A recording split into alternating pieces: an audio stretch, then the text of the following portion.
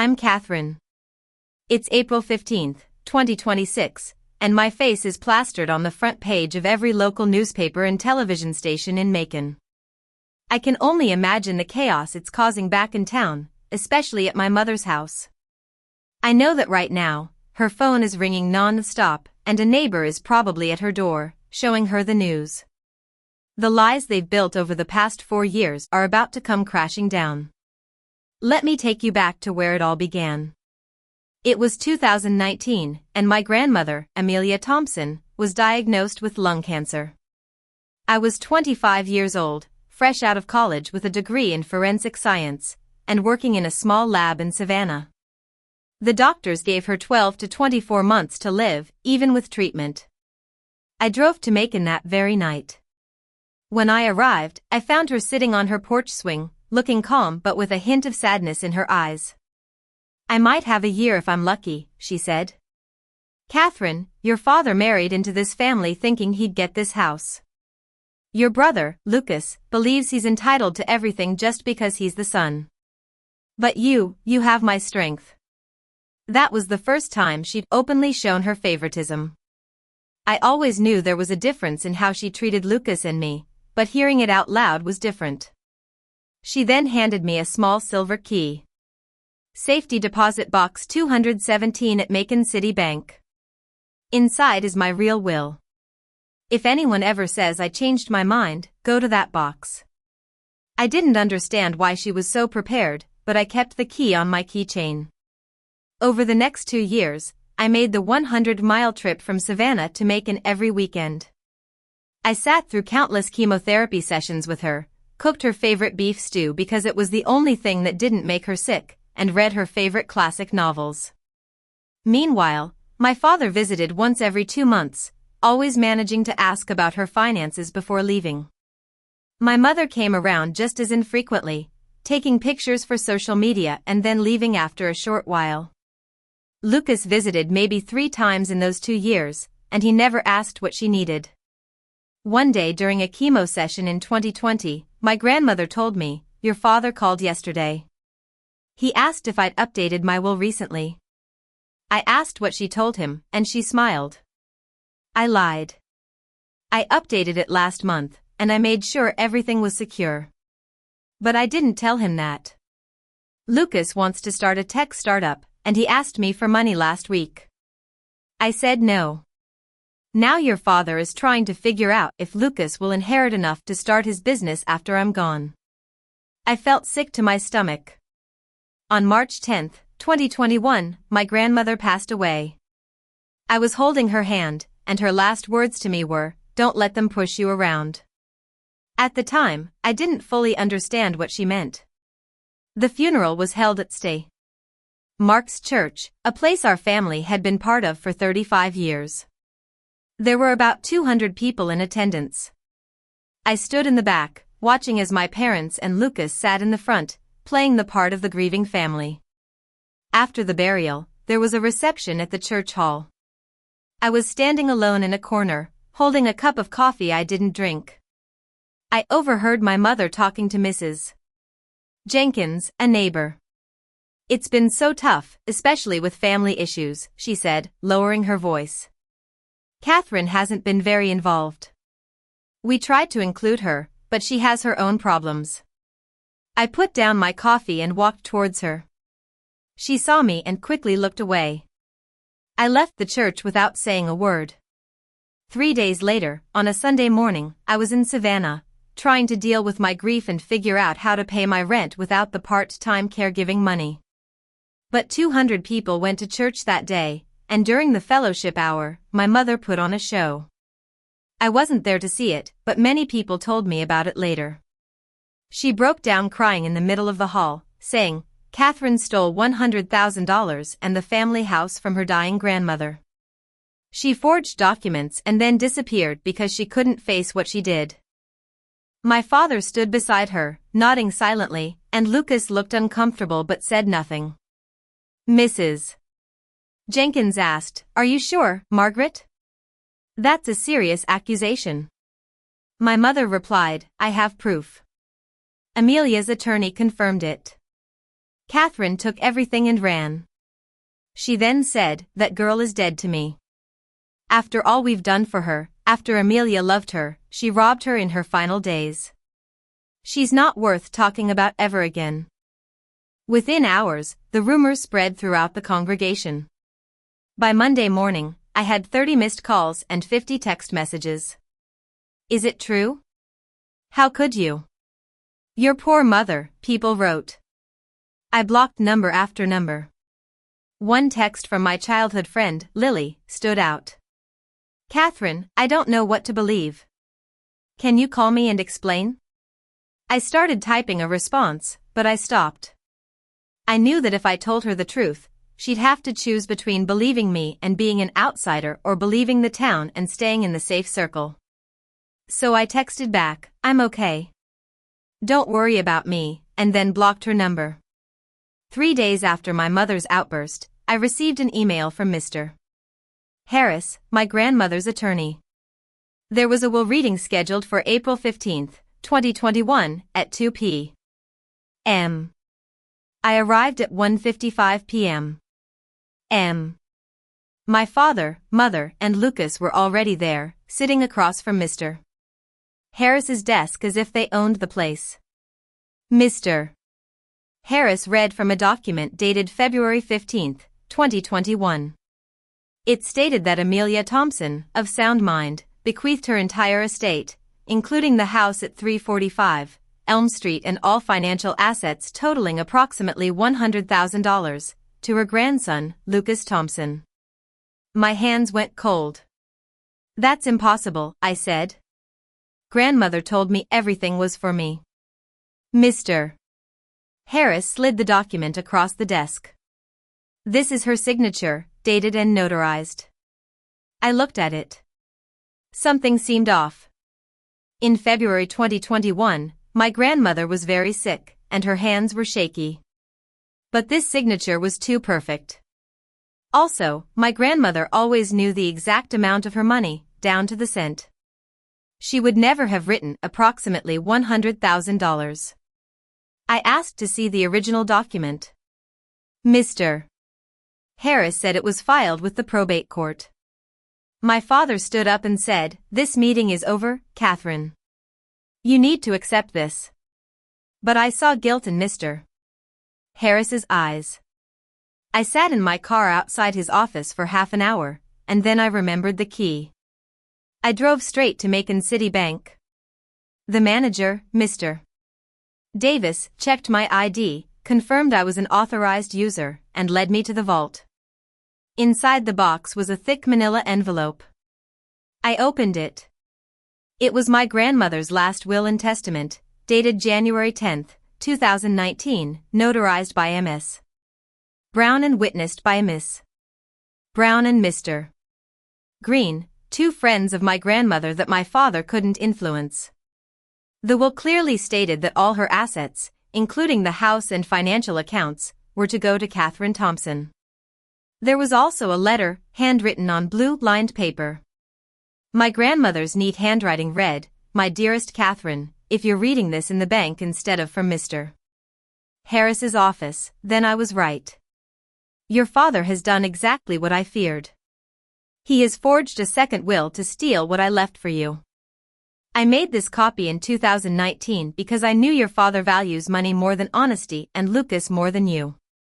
Don't let them take this from you. Fight for what's right." I photocopied everything and left the bank just before it closed. I drove to Mr. Harris's office, but it was locked and dark. I called his cell phone. I found the real will, the one from 2019, notarized by M.S. Brown, I said. He replied, "Catherine, I don't know what you think you found, but the will I have is legitimate." I asked him to explain why my grandmother made a second copy with different witnesses and hid it in the bank for 2 years. He hung up. I realized then that this was a planned fraud, and Mr. Harris was involved. That evening, I went to the house at 345 Elm Street. I could see my family having dinner through the window. I knocked on the door, and Lucas opened it, looking nervous. I walked into the kitchen and dropped the photocopy of the 2019 will on the table. This is grandmother's real will. Everything is mine. The will, Mr. Harris read, is forged, and you know it, I said. My father barely looked up from his dinner. Lucas told me to leave, but I refused. My father finally looked at me and said, "You found an old document and think it matters? Your grandmother changed her mind in 2021. End of story." He then pulled out a manila folder from a drawer and dropped it on the table. Inside were credit card statements, loan documents, and collection notices, all in my name, claiming a total debt of $40,000. I picked up one of the statements. It was from a bank I'd never even heard of. "These are fake," I said. My father challenged me to prove it. "If you take us to court, these will be filed with the county clerk, and the local newspaper will run the story. Who do you think people will believe? The grieving family or the girl with $40,000 in unpaid bills?" My mother then spoke up. "Catherine, please, just let it go.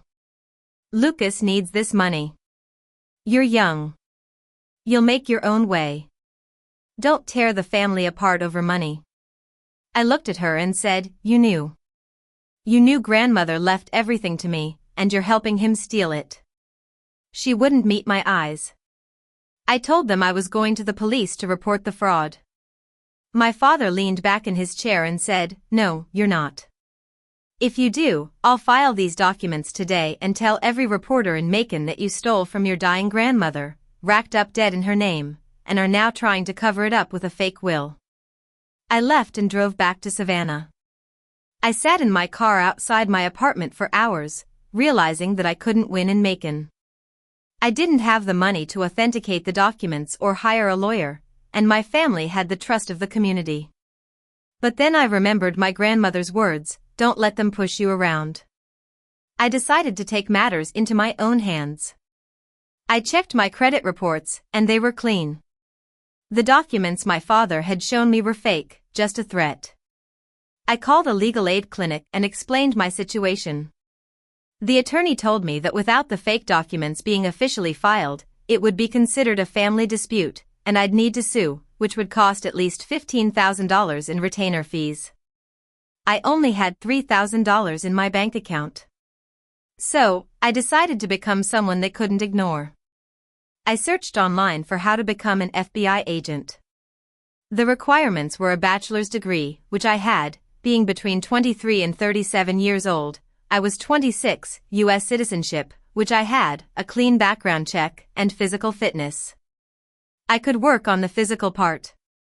I read through the entire application process, including the background investigation, panel interview, academy training, and assignment. I thought about my father's lies, his bribing of the lawyer, and the way he'd destroyed my reputation. I also thought about my grandmother's foresight in preparing the real will. And I clicked Start Application. The FBI application process took 8 months. There were background investigations, physical fitness tests, and panel interviews. During the panel interview, Agent Johnson asked me why I wanted to be an FBI agent. I told them about my experience, about how I'd seen how lies could destroy a person's life, and how the FBI had the resources to find the truth. In November 2021, I received an email saying I'd been selected to attend the FBI Academy starting in January 2022. I was overjoyed but also a bit sad because I wished I could tell my grandmother. I arrived at the FBI Academy in Quantico, Virginia. I was one of the smallest in my class, but I worked hard. By the end of the training, I had top scores in forensic analysis and interview techniques. In June 2022, I was assigned to the FBI office in Savannah, close enough to Macon to be ironic but far enough to avoid my family. For the next 2 years, I worked on white-collar crime cases, investigating fraud, embezzlement, and identity theft. In January 2024, I was promoted to a full-time special agent. My supervisor asked me which unit I wanted to transfer to. I didn't hesitate. I chose the Crimes Against Children and Human Trafficking Unit because I knew that those victims needed someone to fight for them. In October 2025, the FBI received intelligence about a human trafficking network operating across the Georgia-South Carolina border. The network was using fake job offers to trap people. I was assigned as the victim interview specialist. Over the next 6 months, we tracked the network, gathering evidence through financial records, undercover operations, and surveillance. In December 2025, we got our first break when an undercover agent confirmed trafficking at a location in Charleston. In January 2026, we carried out our first rescue. We found 4 victims, ages 14 to 18, locked in a house. I knelt down and told them, "I'm Catherine, and I'm with the FBI. You're safe now." The youngest girl, a 14-year-old, was terrified. She asked if we were taking her to jail. I told her no, that we were taking her to a safe place. In February 2026, we rescued 3 more victims, including a 17-year-old girl named Emily. During her interview, she told me that her stepfather had sold her to the traffickers to pay off his gambling debts, and her mother knew about it. She said, "The night before they took me, I heard my mom say, 'My son needs this money more than you need to stay.'" Hearing those words, I was reminded of my own situation. I excused myself and went to the bathroom. I broke down and cried for the first time in years. But then I composed myself and went back to the interview. I decided that Emily's mother would be charged as an accessory to trafficking. On April 12, 2026, we carried out the final raid on the main hub of the trafficking network. We rescued 10 victims, ages 13 to 22, and arrested 8 suspects. One of the victims was a 13-year-old girl named Lily from Macon. She'd been reported missing in May 2024. Her mother had labeled her a runaway and stopped cooperating with the investigation. I recognized Lily's look of resignation. I told her, "I'm from Macon too, and I know how that town works. I believe you, and I'm going to make sure everyone knows what happened to you." She started crying from relief. Later that day, I learned that Lily's mother had sent her to a fake employment agency to pay for her stepfather's bail. I filed paperwork to charge her mother as an accessory to trafficking.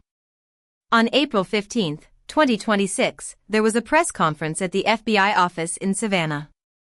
I stood beside my supervisor as he announced the successful conclusion of Operation Safe Haven, our 6-month investigation into the human trafficking network. 23 victims had been rescued, and 12 suspects were in federal custody. My face was all over the news. I knew that within hours, the news would reach Macon. And it did. In Macon, Mrs. Jenkins saw the article on Facebook and called Mrs. Smith. They went to my mother's house and showed her the newspaper. My mother's face went white. Mrs. Jenkins asked, "Margaret, is this Catherine? Did she really steal from Amelia?" My mother tried to deny it, but her words were weak. Vincent said. She stammered. The news spread like wildfire through Macon. People started to question the story they'd believed for 4 years. My grandmother's friend, Mr. Green, posted in the church group chat, "I was a witness to Amelia's will in 2019. She left everything to Catherine. I never heard about a 2022 will until after Amelia died." The next morning, Reverend Thompson posted, "We failed Catherine. We believed a lie without asking questions. I'm calling Catherine to apologize, and I'll address this from the pulpit on Sunday." That evening, I received an email from Mr. Harris. He confessed that my father had paid him $15,000 in February 2021 to expedite probate with a forged will. He attached scanned copies of the real will, the forged will, and the check my father had written him. He said he was filing a formal confession with the state bar and the district attorney. I called the district attorney's office and reported the fraud. The next day, I went in to give a formal statement. A few days later, my father signed a sworn affidavit admitting that he'd forged the will and spread false information about me. The Macon newspaper ran the story on the front page, stating that the family dispute had been resolved and the FBI agent's inheritance had been restored. The estate had no money left, and the house was mortgaged. But I got what I needed: the truth, out in the open, in my father's own words. A few days later, I went to Macon for the church's annual community service event. Reverend Thompson had invited me, saying he wanted to publicly acknowledge what I'd done. I arrived and sat in the back row. My parents were in their usual seats. They saw me,